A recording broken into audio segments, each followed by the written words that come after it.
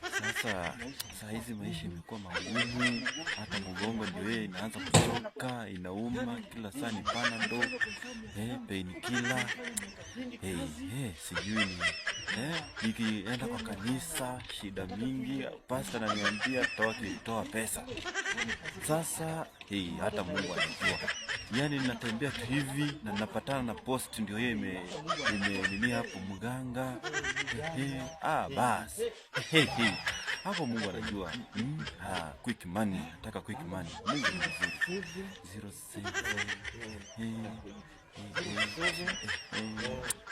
07 mganga sinisaidia. We. Sasa. Kweli. Iko. Yes kosa. Mganga ndio amepiga. Hello. Habari daktari.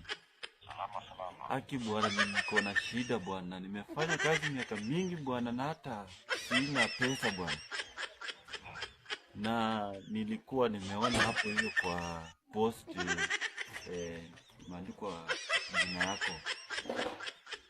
Na zile quick money, revenge hivyo. Sasa mimi nataka tu quick money.